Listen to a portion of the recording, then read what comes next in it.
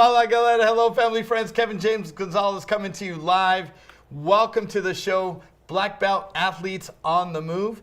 And so we have a very special guest today, Professor Marcelo Rodriguez Capo Martins.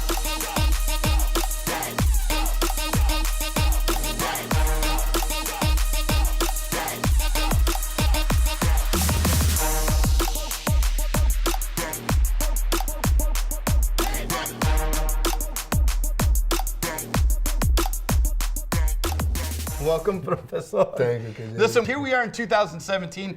It's been an absolutely incredible year, and so we are absolutely honored and privileged to bring the very best black belt athletes from around the world onto our show. And so as you can see, we'd like to extend our gratitude to Full Fighter, which is a sponsor of Marcelo, Professor, Evolve Jiu-Jitsu from Mission Viejo, California, and of course our family and friends, Checkmat from around the world. How are you, Professor? Really good. Fantastic. So first, let's get right to it. So who are you and where were you born? Share with the audience. Yes. Everybody knows me as Marcelo Cap Martins, or Captain. And I was born in Santos, near São Paulo, and a long time ago. He's only 26 years old, so don't worry about that, right? So when and where did you start training jiu-jitsu? I started training in 1994 when a coach was in town in Santos, and I trained a few months. And 1 year after this, in sport club, I'm a member. Correct. And invited Master Elcio Figueiredo. Okay. He's a black belt from Carlson Grace. Okay. And now he's a coral belt. Correct. To train and teach in Estrela de Ouro.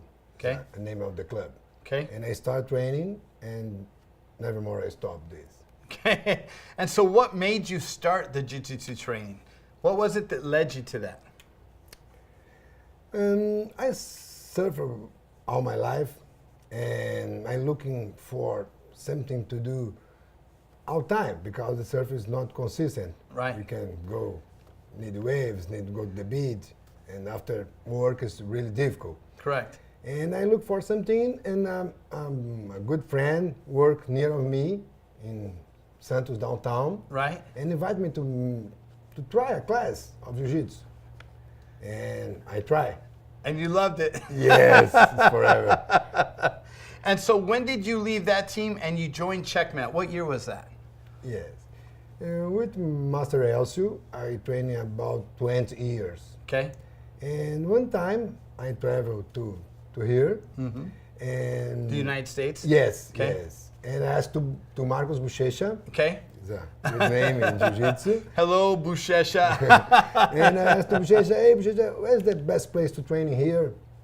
Oh, certainly in Checkmat. And well, okay, but where in Checkmat? A lot of Checkmats yes, all around the world. Yes, and I have some place near of here, like Robinho, Lucas Leite, João Assis. But well, what's the best for me now? Right. Probably with Leo Vieira, our master. Which is our master, if you did not know. Hola, hello, Master Leo Vieira. And I thought, okay, I will talk to Leo, and I went to Checkmat headquarters. It's a new place in this time. Correct. And I know Leo, I thought, okay, he's here, I will train here. Right. Every time I stay here, I train with Leo. And you love it. Yes. All right, and so let's get to, so you're training now with Leozinho. Why do they call you captain? Yes. Because sometimes in the night class, don't have a lot of graduate guys in the training. Correct. And me is one of these guys. Right. And have a lot of blue belts and purple belts, and the guys make some noise and disturb the class. Right. And I put order in this class. Correct. And Leo started calling me captain. Right.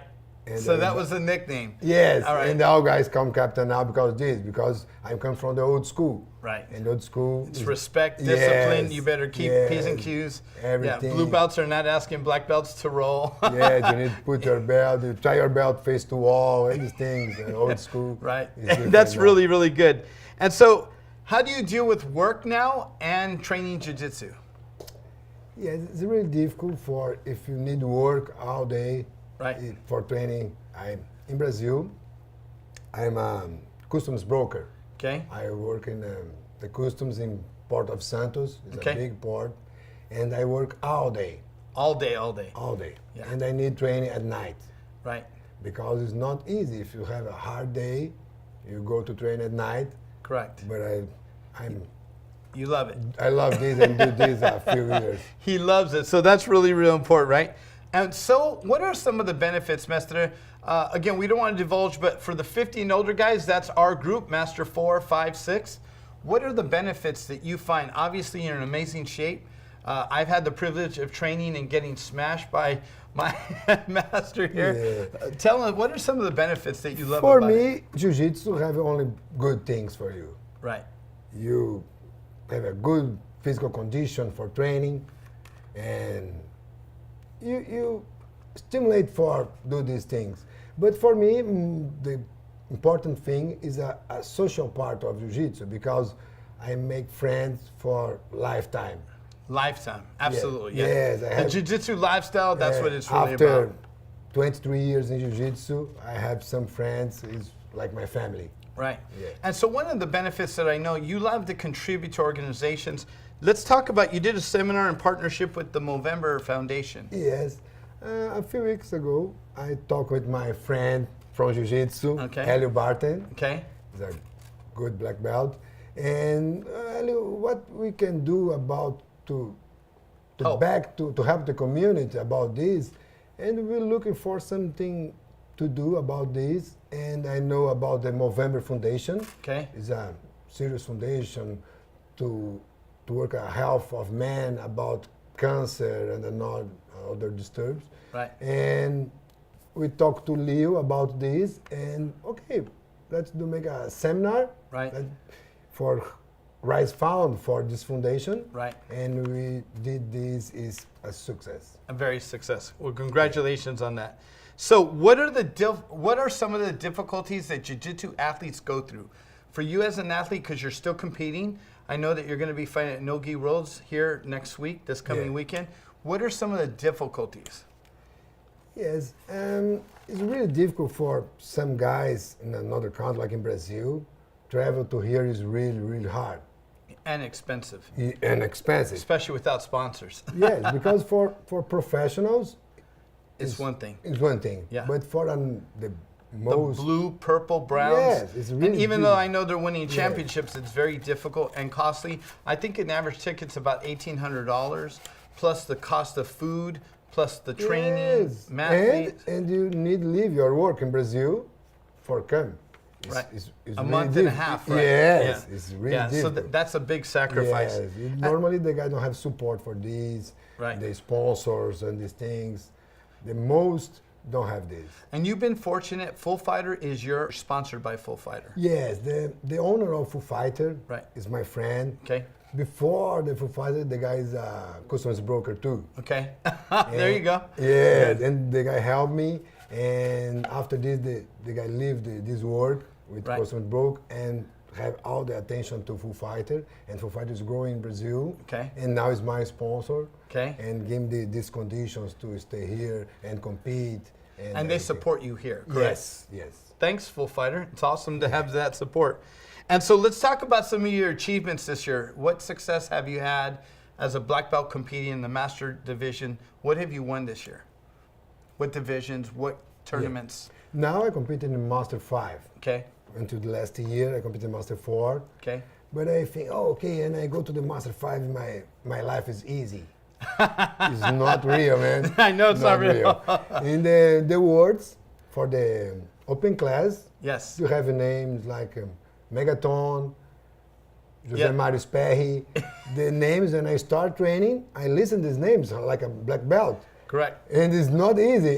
The guy is for Master 5. It's not It's really. not easy, no. Not Because easy. most of those black belts in our division have been black belts longer than we've ever even studied jiu-jitsu. Yeah. So I can tell you, I was like 5 years old when some of those guys that I compete against, they've been Yeah. black belts for 40 years, training, competing. I mean, they've just forever. So that's pretty good. And so what are your goals for 2018? Yes, I try compete in the So most Pan Americans? Yes, Pan Americans, the Brazilian Nationals. and Pan Americans Worlds, and the Worlds No Gi is really important too. Absolutely. And it's I compete all the year, Okay. and the most important tournaments in the world is here. And do you think he'll compete at Master 6? No, I have more 3 or 4 years To in get Master there. 5. But your goal is to stay there Yes, forever, probably right? I To stay compete. healthy. Sure. And so what are some of the things you'd suggest for the athletes that are coming up? Jiu-Jitsu has really changed and grown in our sport. The sport is continuing to elevate. The athleticism is way up here, right? It's kind of gotten away from the basics. Guys are doing really fancy, Brandon Bolo and all these crazy. Yes, the new game is different. And I start, Okay. if you attack the foot, Yes. all the gym, Go crazy. yes, go crazy because it's a long time ago. Now, foot is perfect. Most submissions are coming, so you guys know it's all about attacking the feet, And leg lock, foot lock, straight, Yes, ankle. and the no gi, probably they attack the foot. Everybody's going to go for foot locks, Yeah. They go inverted and attack the, and heel hooks depending on the association or the organization that you're competing in. Yeah. So like some tournaments allow it, some don't, but the leg attacks are very, very big versus the old traditional take the back. I try to live my jiu-jitsu modern like this, but it's really difficult for the old school. It's really difficult. So you yourself have a son that's competing in jiu-jitsu. How do you see that, and how do you see it for the kids going forward? What is your outlook for jiu-jitsu in the next couple of years? Do you see it continuing to grow? Yes, and I stay in some gyms around here, and I see more students, more kids students or adults. Correct. I think in the future, probably have good practice and fighters in jiu-jitsu, because they're starting so little. Yes, but now I saw in the taller category, the guys compete with 4 years. Oh, this is really early for this. Yeah, so we're talking about the age group 4, 5, 6-year-olds that are competing, that train hard. They look like miniature men that are out there competing. Great technique, great discipline, great leadership. The guys use the technique, make a takedown, a perfect takedown, and pass the guard. And look, this is small baby. Don't do nothing but know about something about jiu-jitsu. In the future, probably it's a big champion. And so you're traveling all over California teaching jiu-jitsu, so you're driving to different academies? I visit all the check mats here. Good. And I can see these. All check mats have a great kids school. Great program. Yes, a great anti-bullying, great self-defense, great health for weight loss. It's a great program. So, well, anything else you'd like to say to our audience before we leave? No, I want to say thank you for you and for my sponsors, like Full Fighter, and Todd is a great guy. He's Evolve Jiu-Jitsu. I can train him every day. And my sponsors in Brazil, like Creperia da Praia, and another guys helped me about this. Right. I say thanks for everybody. Well, Professor my Marcelo, pleasure. it's an honor to have you on our show. Good luck to you in 2018. Okay. Guys, we will keep you informed. Stay tuned. Continue to watch these jiu-jitsu programs that we're bringing out to share jiu-jitsu, build the community because we care. And so again, we just encourage you, keep training, stay focused, stay humble, be nice, very respectful, and always be a great training partner. Have a great, happy holiday, great 2018. Obrigado, mestre. As always, guys, thanks for watching. God bless, be blessed, but most of all, be a blessing. We'll see you guys on the next show.